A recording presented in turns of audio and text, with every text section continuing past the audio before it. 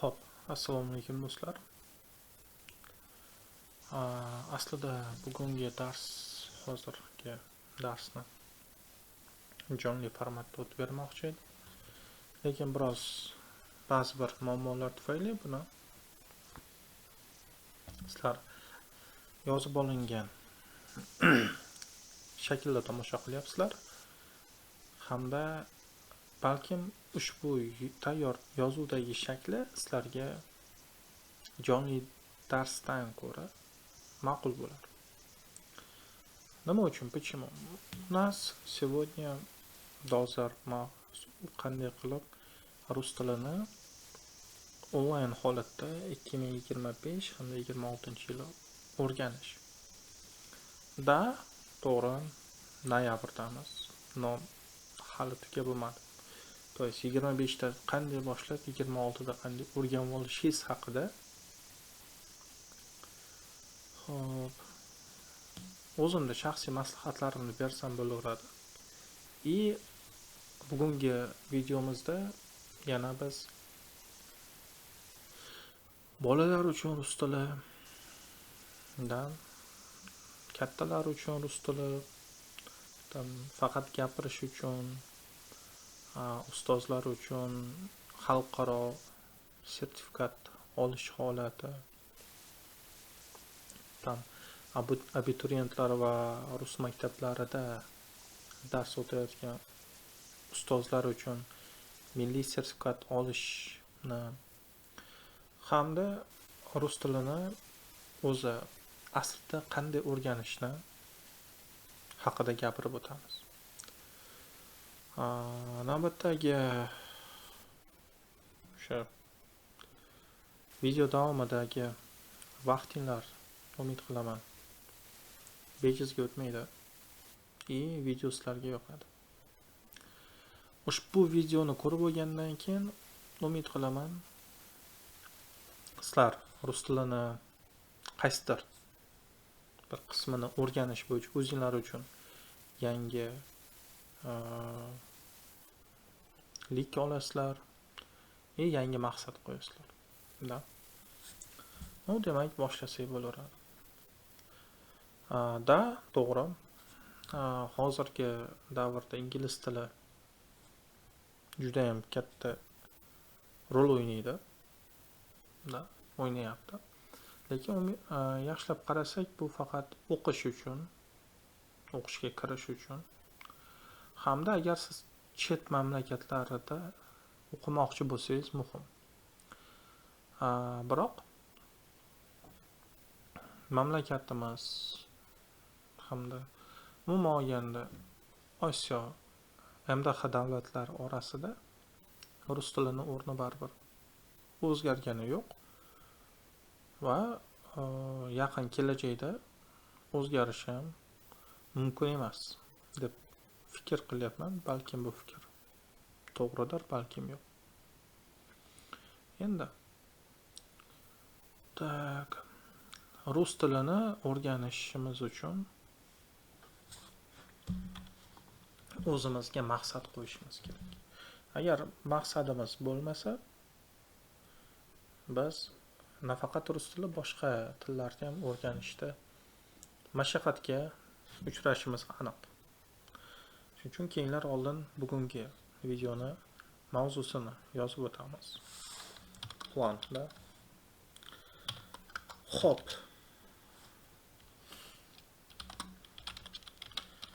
Для чего нужен родной язык? Языk boshqacha qilib. Plan. O'zbekcha yozamiz. Reja deydi. Ona tilini, chet tillarni o'rganishdagi roli. Agar siz videoni qaysidir qismlarini yoqtirmasangiz, siz uni keyinchalik o'sha xohlagan joyiga bosib, ya'ni o'tkazib ko'rsangiz bo'laveradi. Bu yerda hamma uchun har xil maslahatlar, masalalar ustida gap boradi. Birinchisi, ona tilini chet tillarni o'rganishdagi roli. Ikkinchisi, kitob o'qishni foydasi. Keyin ana endi o'tsak bo'laveradi. Xo'p, bolalar uchun onlayn va offlayn holatida rus tilini o'rganish.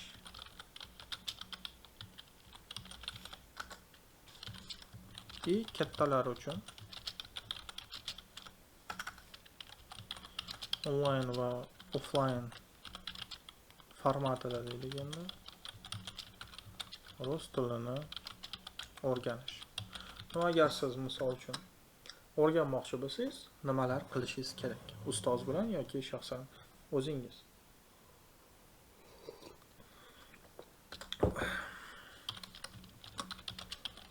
Rus tilini to'g'ri o'rganish haqida gapiramiz. Xo'p, rus tilini to'g'ri o'rganishdan tashqari xalqaro sertifikat ya'ni C1, C2 haqida gapiramiz. Ruskiy bo'yicha, rus tili bo'yicha hamda milliy sertifikat haqida gapiramiz. Oxirida kursimiz boshlangan rus tilidan milliy sertifikat, o'sha kurs haqida ozgina gapirib o'taman. Endi shuncha reja tuzdik. Shuncha reja tuzdik. Endi bitta narsaga e'tiborli bo'lishimiz kerak. Ko'pchilik kanalda yangi men haqimda ma'lumotga ega emas. Oralaringda hattoki shunday o'quvchilar borki, meni hayotda ko'rgan, kursimda o'qiyotgan hamda narigi eski kanalimdan ko'chib o'tgan o'quvchilar ham bor. Eski kanalimiz akkaunt buzilgani tufayli unga dostуп yo'q hozir. Telegram bilan gaplashib ko'rganmiz. Endi bu boshqa gap, boshqa holat. Давайте men o'zim haqimda ozgina ma'lumot berib o'tsam sizlarga. Tak. Xo'p, Sanjarbek ismim. 25 yoshdaman. Tak. Farduda. Bakalavr. Rus tili filologiyasi. Hozir Qo'qon davlat universitetida magistrda o'qiyapman.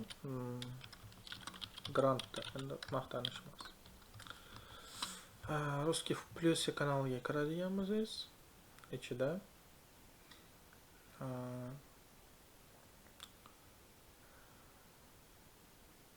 link tashlangan. O'sha link orqali natijalarni ko'rsangiz ham bo'laveradi. Endi 26-yili dars o'tayotganimga 6 yil bo'ladi.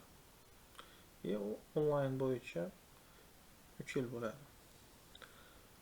Agar narigi eski kanal bloklanib, eski akkauntimni izlom qilishmaganda, narigi kanalga как раз 1 yil bo'lar edi. 28 dekabr kuni. 28 dekabr kuni. Hech qisi yo'q. Birinchi muammodan boshlaymiz. Ya'ni ona tilini, chet tillarini o'rganishdagi roli. Do'stlar, biz tushunishimiz kerakki, tillarning hammasini deyarli tuzilishi, tarkibi bir xil, hammasida so'zlar bor, hammasida so'zlar o'zgaradi. So'zlar ko'p ma'noga ega bo'lishi mumkin, kam ma'noga ega bo'lishi mumkin. Gap tuzilishi ham qanaqadir bitta struktura yoki formatda bo'lishi mumkin. Endi nafaqat rus tili, balkim chet tilini o'rganishdagi ona tilini roli juda ham katta, yuksak desak bo'laveradi. Chunki u tilda biz o'zimiz gaplashamiz bolalikdan. Ona tilini bilgan odam chet tilini o'rganish oson bo'ladi deb shaxsan men o'zim fikr yuritaman. To'g'ri, muhit, atmosfera ham katta rol o'ynaydi. Lekin agar siz ona tilini biladigan bo'lsangiz, siz chet tilini grammatikasini, leksikasini, so'z yasashini holatida ancha-muncha qiyinchiliklardan qutulsangiz bo'ladi. Ya'ni rus tili o'rganayotgan bo'lsangiz, ona tilini bilmagan holatda o'rganayotgan bo'lsangiz, buni siz polностью yaxshi o'rganib bilib tushunishingiz uchun 2 yil vaqt ketadi. 2 yilda o'zi tushunib, sekin-sekin gapirishni boshlaysiz o'zingiz. Endi men shaxsiy fikrimni aytdim. Hozirgi holat bo'yicha jamiyatdagi o'quvchilarni bilimi bo'yicha zo'r o'quvchilar ham bor, darajasi sal pastroq o'quvchilar ham bor, lekin ularning hammasida intilish bor. Ularning hammasida potensial bor. Lekin mana shu potensialni chiqarib berishga bizda vaqt yetmaydi ba'zan. Mana shuning uchun ona tilini bilish kerak. Plus ona tilini bilsangiz, adabiyotini ayniqsa biladigan bo'lsangiz, o'zbek tilida adabiyot bu endi ikkinchi rejaga o'tib ketadi-yu, lekin birinchi reja bo'yicha aytaylik. O'zbek tilida birorta asar o'qisangiz, uni o'zbek tilida tahlil qilishni boshlasangiz, umuman dunyo qarashingiz boshqacha bo'lib ketadi, fikrlashingiz. Xuddiki, mana qarasa odam siz o'zgarib qolgandek sezilasizda. Shunaqa holat. Endi ikkinchi masalaga o'tamiz, kitob o'qishning foydasi. Kitob o'qishning foydasi juda ham ko'p. Rus tili o'rganasizmi, ingliz tili o'rganasizmi, hammasida foydasi ko'p. Biz aytamiz, farzandingiz necha yosh bo'ldi desa, 2 yosh, yo'q, 2-sinfda o'qiyapti deydi yoki 3-sinfda. O'qishlari qalay desa, she'r yodlab kelyapti deysiz. Yoki matn yodlab kelyapti, 5lari ko'p deysiz. Afsuski 5-6-sinfdan o'tgandan keyin shunaqa jarayon bo'ladi, o'quvchi o'zgarib qoladi. Va bunga atrofdagi do'stlari ta'sir qiladi. Aynan o'sha vaqtda 5-6-sinfda bola o'sha 1-4-sinfgacha o'ynab olish kerak. 5-6-sinfdan o'sha bitta qattiq strogi reja bo'yicha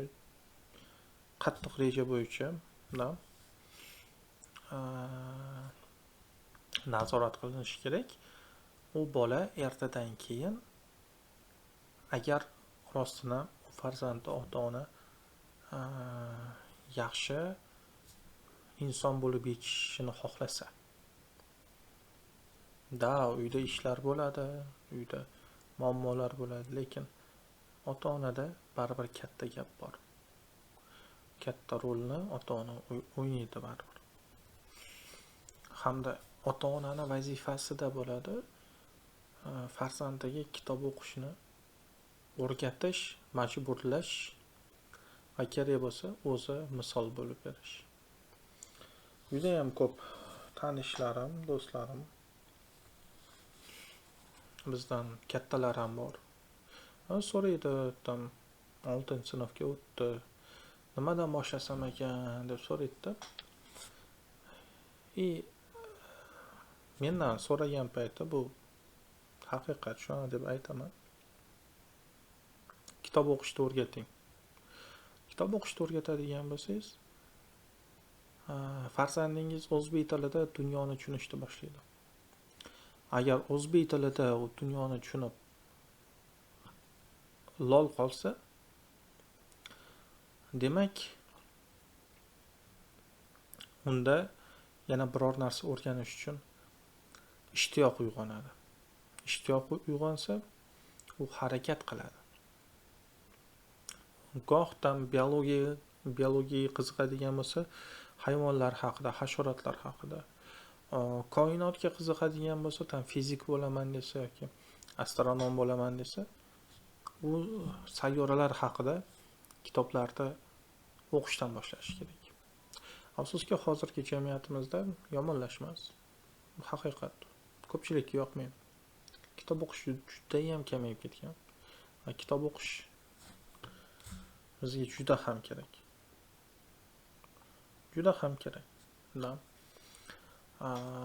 O'zbekiston kitob o'qish bo'yicha har bitta odamga juda past o'rinlarda olib yuribdi hamda to'g'ri kitob o'qiydiganlar bor. Yiliga O'zbekistonda 30 ta 40 ta kitob o'qiydiganlar bor. Lekin ularning soni kam. O'sha biz harakat qilayotgan mamlakatlarda, misol uchun Yaponiya, Xitoy, Koreya, Amerika, o'sha Angliyada, Rossiyada bular hammasida odamlar kitob o'qiydi. Ya'ni ularni aholisini qariyb 70% dan ko'pi kitob o'qiydi. Ishidan tashqari har doim ustida rivojlanadi va shuning uchun ham ularni rivojlanishi davom etaveradi. Ularda rivojlanish osonroq. Biz agar mana shu holatda ketadigan bo'lsak, yaqin 20 yil ichidagi juda ham katta aqliy tomondan muammolarga duch kelishimiz mumkin. Kitob o'qishning foydasi shundaki, u bizga yangi dunyoni ochib beradi. U bizni yangi marralarga boshlaydi. U bizga taslim bo'lmaslikni o'rgatadi.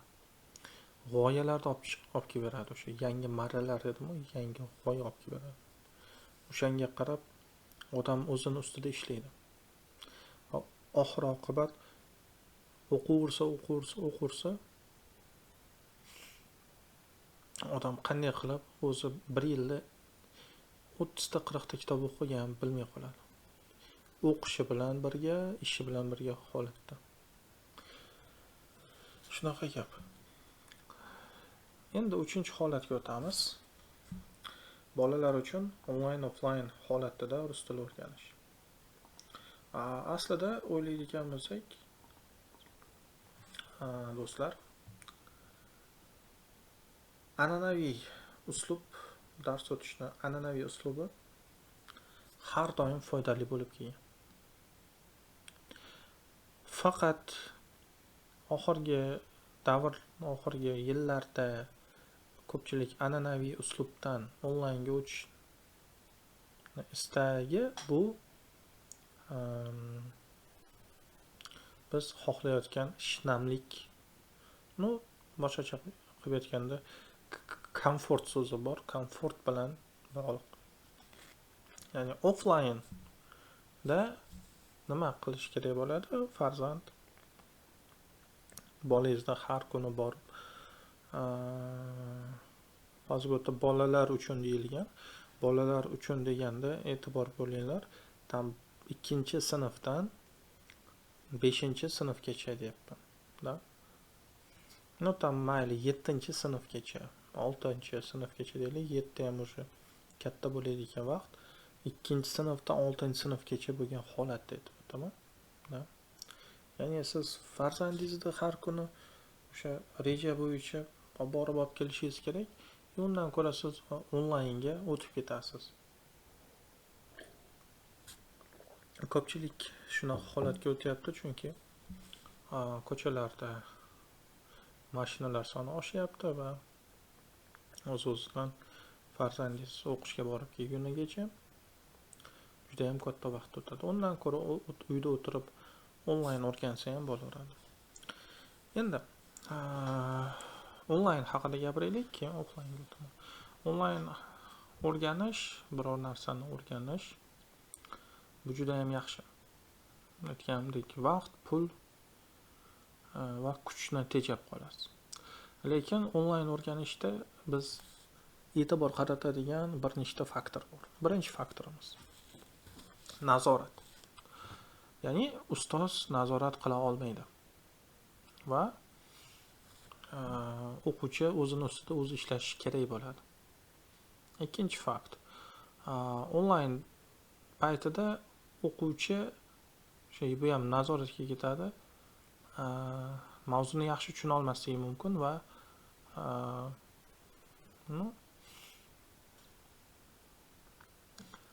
ustozdan so'rashga uyalishi mumkin yoki ustozi onlayn shaklda tushuntirib bera olmasligi mumkin.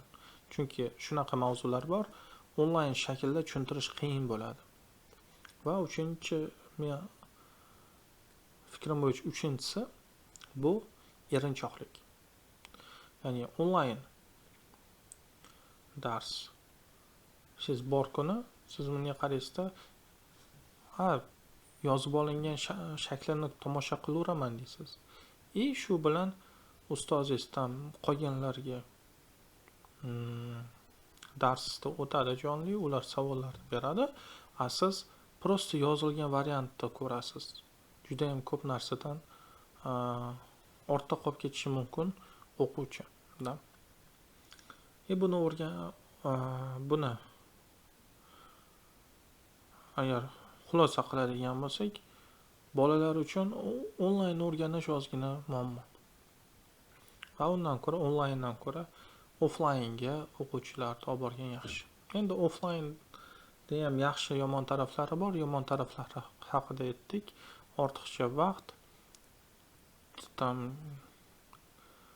rasxod bo'lishi mumkin, ortiqcha kuchingiz ketadi. Onlayn o'rganishning yaxshi tomoni shundaki, ustoz bo'ladi. Ustozni yordamchi o'qituvchisi bo'ladi.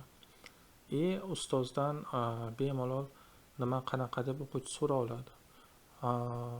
Va offlaynda u haqiqiy odamlar bilan yonma-yon o'tirib bemalol suhbatlashadi. Потому что chunki o'sha bilasizlar, onlaynda suhbat bilan jonli suhbat ikkalasini farqida. Jonli suhbat baribir qiymatliroq. Endi o'rganish holati bo'yicha offlaynda bolalarga o'sha 2-sinfdan 6-sinfgacha bo'lgan bolalarga agar rus tili yoki boshqa tillarni o'rgatmoqchi bo'lsangiz, maslahat berardim, kurslarni boshidan yozilganingiz yaxshi. Boshidan degani, to есть sentyabrda asosan boshlanishadi va o'sha boshlang'ich holatida yozilsangiz, farzandingiz bemalol o'z vaqtida, shoshmagan holatda, hech kimdan kech qolmagan holatda o'sha kursni yaxshi tugatadi. Lekin agar yilning o'rtasiga kelib kursga yozilaman desangiz, bu yerda endi ancha-muncha muammo bo'lishi mumkin. Xo'p, qanaqa muammolar bo'lishi mumkin? Muammolarning birinchisi bu albatta daraja bilan bog'liq muammo. Ya'ni sizda farzandingiz agar darajasi yo'q bo'lsa rus tilidan, lekin siz farzandingizni kursga bermoqchisiz, shtop u maktabdan keyin ko'chada yurmasligi uchun, kursda o'qishi uchun. Lekin yilning o'rtasida kelyapsiz yoki noyabrda kelyapsiz. Daraja bo'yicha moslasha olmaslik bo'ladi. O'sha moslasha olmaslik tufayli farzandingiz darsdan zerikishni boshlaydi. Darsdan zerikkandan keyin yomon odatlar paydo bo'lishi mumkin va shunga o'xshagan holatlar. Va siz maktabdan keyin o'sha yomon odat chiqarmasin deb bergan qo'shimcha darslaringiz sizga o'sha yomon odatni chiqarib beradigan holatga o'tib ketadi. Bunaqa holatlar juda ham ko'p va har bitta o'qituvchida men aniq bilmayman, lekin bo'lsa kerak 3-4 ta shunga o'xshagan o'quvchilar bor. Shu sababdan agar farzandingizni darsga bermoqchi bo'lsangiz, onlayn bo'ladigan bo'lsa, uni shaxsan o'zingiz nazoratda ushlashingiz kerak. Offlayn bo'ladigan bo'lsa, yangi guruh yoki kichkina guruhlar yoki agar iqtisodiy tomondan mablag'laring bor bo'lsa, individual kursga yozdirganingiz yaxshi. Individualda ham iloji bo'lsa oxirgi darajada bo'lsin, ya'ni individual oxirida iloji yo'q bo'lgan holatda individualga yozdiring. Bo'lmasam tam 2-3 ta o'quvchilik gruppaga qo'shsangiz bo'laveradi. Endi kattalar uchun rus tili onlayn offlayn formatida rus tilini o'rganish qanday bo'lishi kerak? Bilamiz, tam kattalar degani bu yerda 2 ta toifaga bo'lamiz. Birinchisi tam 7-sinfdan boshlab 11-sinfgacha bo'lgan o'quvchilar hamda universitetda yoki tam 18 yoshdan kattalar uchun. Albatta, yosh holatiga qarab buni ba'zi bir etaplarni o'zgartirish mumkin, yangilash mumkin, qisqartirish mumkin, uzaytirish mumkin. Bular qanday o'rganiladi? Keyinroq qo'ldan onlaynda 7-sinfdan 11-sinfgacha bo'lganlarni ko'rib chiqaylik. Xo'p. Agar Xo'p, agar 7-sinfdan 11-sinf bitiruvchilarni holatiga qaraydigan bo'lsak, rus tilini o'rganishingiz uchun onlayn formatda men o'ylashim bo'yicha baribir nazorat kerak bo'ladi. Endi nazorat baribir ko'proq o'quvchini o'zida bo'ladi. Hamda agar rus tilini razgovor holatini o'zini o'rganmoqchi bo'lsangiz, maslahat berardim baribir offlayn holatiga borgani. Onlayn formatda biz milliy sertifikatlar hamda boshqa sertifikatlarga tayyorgarlik ko'rsatsak bo'laveradi.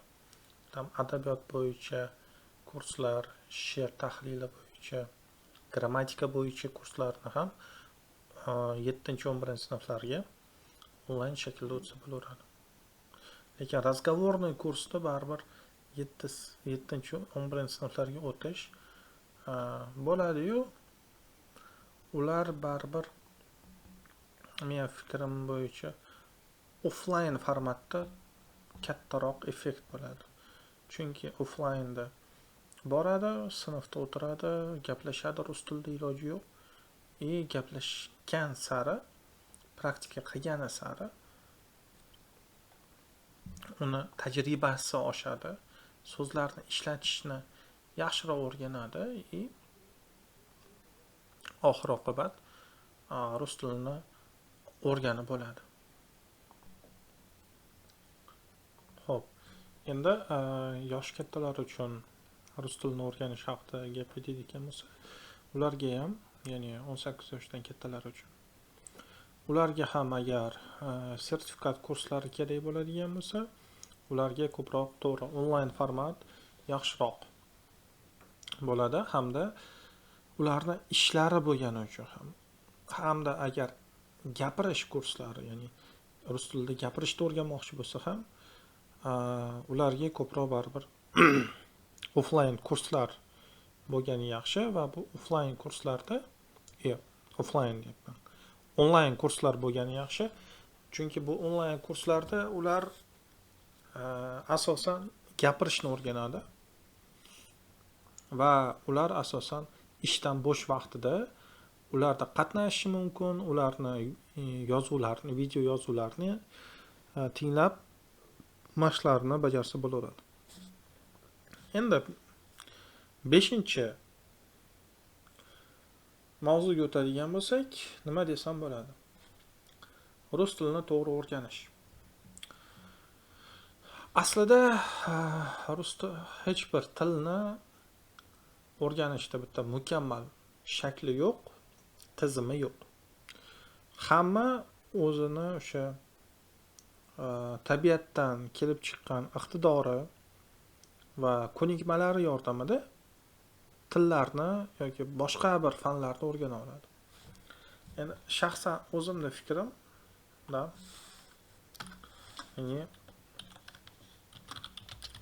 rus tilini o'rganish. Rus tilini o'rganishingiz uchun sizdan bir nechta narsa talab qilinadi. Bu albatta qattiq mehnat, aniq maqsad va nazorat. Endi qanday o'rganishingiz kerak rus tilini? Rus tilini grammatikasiz o'rganib bo'lmaydi. Umuman olganda hamma tilni. Ko'pchilik bilmadim nima uchun rus tilida grammatika kerak emas, faqat so'zlashmoqchiman deydi-yu. Ingliz tilida esa grammatikani o'rgangandan keyin sertifikatga topshiradi yoki gapirishni o'rganadi. Rus tili oson emas. Rus tilida ingliz tilida yo'q narsalar bor, padyajlar bor. Ingliz tilida ham bor. Ularda endi boshqacharoq. Rodlar bor. Ingliz tilida ham bor, umumiy holatda. Lekin qo'shimcha yordamida rodlar yo'q. Grammatikani boshlash kerak. Grammatikani o'rganib turgan paytda matn gapirish bilan boshlash kerak. Tizim shunaqa bo'lishi kerak. Ya'ni rus tilini noldan o'rganmoqchimisiz? Raz tam xohlasiz gapirishga, xohlasiz tam sertifikatga o'rganmoqchimisiz? Mana shu ikkalasini birga olib ketasiz. Matn gapirish va yozish. Mana shu sizga to'g'ri struktura bo'ladi. Bundan boshqa struktura yo'q. Da? Endi agar xalqaro sertifikatlarga harakat qilaman desangiz, bu endi 6-chi holat C1 ga. Hozir juda ham ko'p joylarda C1 ni sotib olayotgan xabarlar ham tarqalyapti. Bu qanchalik yolg'on, qanchalik rostligini bilmadim. Lekin agar bu rost bo'ladigan bo'lsa, bu yomon, chunki C1 darajasida bo'lmagan o'qituvchilar C1 sertifikati uchun qo'shimcha oyligiga ustama oladi 50%. Va o'sha bilan o'quvchilarga dars beradi. Endi xalqaro sertifikatga tayyorlanib turganlar uchun, ya'ni C1, C2 rus tilidan sizlar rostdan ham agar o'z kuchinglar bilan olmoqchi bo'lsalaring, nimaga e'tibor qaratishinglar kerak? Birinchisi, grammatika. Grammatika eng muhim tomon. Ikkinchisi, чтение, o'qish. Men hali ham xalqaroga topshirganim yo'q. Chunki tizim haqida bilaman, uni shaffofligi to'g'risini aytaman, ba'zi bir shubhalarim bor, shuning uchun haqiqatdan ham shaffof joyga borib topshirish reja bor. Tak, o'sha aytganimdek, чтение bo'yicha ko'rish kerak. Keyin yozishda umuman xatoyingiz bo'lishi kerak emas. O'zingiz o'tirib yozishni o'rganishingiz kerak bo'ladi bu holatda. Oxiri gapirish. Berilgan savolga o'sha Zoom orqali gaplashasiz. Zoom orqali gaplashgan paytingizda gapirishda ko'rsatishingiz kerak. Ya'ni siz qanaqa gapirishda bilishingizni ko'rsatishingiz kerak. Leksikani ko'rsatasiz, grammatika o'zingizga ishonch va boshqa narsalarni ko'rsatgan holatda gapirishni o'rganishingiz kerak. C1, C2 shu holatda olinadi. Men topshiradigan bo'lsam C1 ga emas, rus tilidan birovlar C2 ga topshiraman. Bu ancha foydali. Da. Endi milliy sertifikatga o'tamiz. Milliy sertifikat. Xo'p, milliy sertifikat o'zi aslida o'qimoqchi bo'lgan odamga agar bazasi bo'ladigan bo'lsa 4-5 oy yetadi. Bazasi bo'ladigan bo'lsa. Nimaga? Bazasi deganda nimani aytyapman? Tushunishimiz kerak. Baza deganda rod, padej, gap tuzishni bilish kerak. Matn o'qisa tushuna olish kerak. Bularga 4-5 oy yetadi. Chunki grammatikaga tam 2 oy ketadi. Literaturani polniy hammasini o'qib ko'ribga ham tam 3 oy ketadi. Mana shu orada oxirgi 5-oy davomida o'tirib test ichadi. Polностью. 1 oy tahlil bilan 5 oy ketadi. Endi agar baza bo'lmaydigan bo'lsa, oldin bazani chiqarib olgunigacha 7-8 oy ketadi. Bazani chiqarib bo'lgandan keyin yana 5 oy ketadi deb men shaxsan o'zim fikr yuritaman. O'quvchining holatiga qarab albatta. Ko'pchilik so'raydi, grammatika deysiz. Eski kanalda ham so'rashadi. Grammatikani o'zi qanday o'rganish kerak deb so'rashadi. Grammatikani o'rganmoqchi bo'lsangiz, avval fonetikani o'rganasiz. Keyin leksika. Словообразование. Xohlasangiz almashib ham o'rgansangiz bo'laveradi. Keyin morfologiya, sintaksis, punktuatsiya, orfografiya. Oxiri xohlasa stilistikani o'rganing. To есть grammatikani o'rganmoqchi bo'lsangiz, mana shu uslubni o'rganasiz. Faqat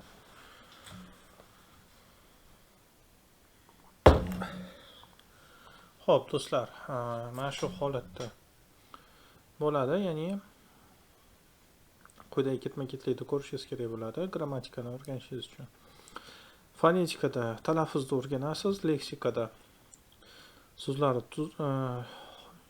so'zlarni qanaqa bo'lishi, antonim, sinonim, amonimda. Словообразование o'zi aslida oldin словообразование bo'lib, keyin leksikani ko'rish kerak. So'zni shakli, yasalishlari, morfologiyada часть речи, so'z turkumlari, sintaksis, gap bo'laklari, punktuatsiyada tinish belgilari, orfografiya to'g'ri yozish, stilistika, uslublari, yozishda uslublari, ya'ni so'zlarni to'g'ri qo'yish, pleonazmlar bo'ladi, shularni hammasini o'rgansangiz bo'laveradi. Demak, xulosa qilib aytsak bo'ladiki, nafaqat rus tili, balki hamma tilni o'rganish uchun bizda birinchidan ona tilini bilishimiz kerak bo'ladi.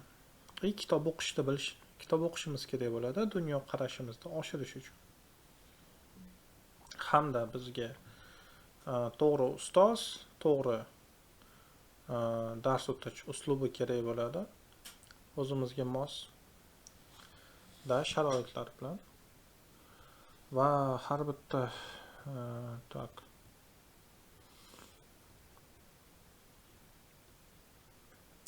tilni o'rganish uchun albatta odamda istak bo'lishi kerak-da. Hamda kattalar kichkinalarga qarab dars o'tish uslubi ham o'zgarishi kerak. Endi kurslar haqida gapirib beraman. Hozir ikkita kurs bo'lyapti. Birinchisi natsionalniy sertifikatga, Это oyiga 250 ming so'm.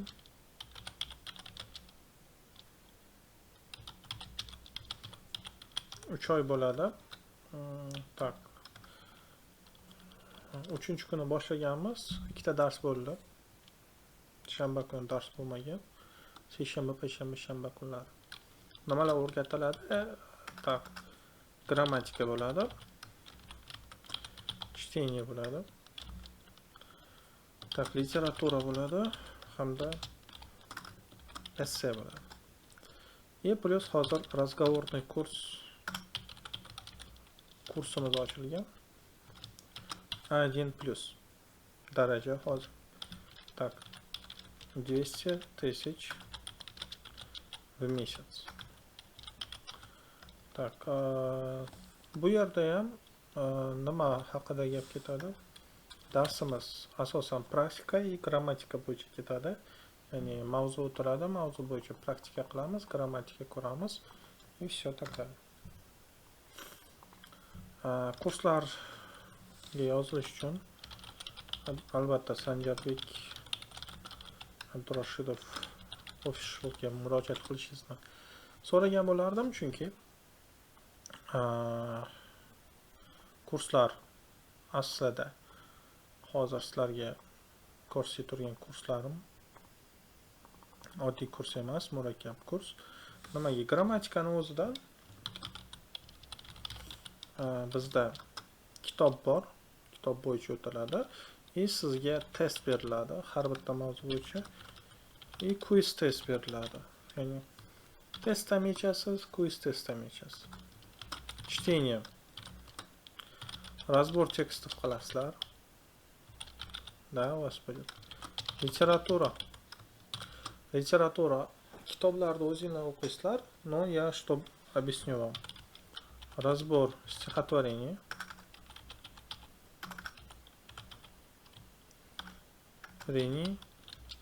И произведений. Mana shu ikkalasini tushuntirib beraman literaturada. Esse с нуля до, совершенства deymiz, до хорошего уровня deymiz. Совершенства yo'q dunyoda. С нуля до хорошего уровня. То есть esselar bo'ladi, juda ham ko'p darslaring bo'ladi. Shuning uchun ikkala kursga ham yozilishni maslahat beraman. Agar siz A1 plus разговорный kursiga yozilib, uni tugatsangiz, keyingi natsionalniy sertifikat kursida bemalol qatnashsangiz bo'laveradi. E'tiboringiz uchun rahmat. Спасибо. До свидания. Пока-пока.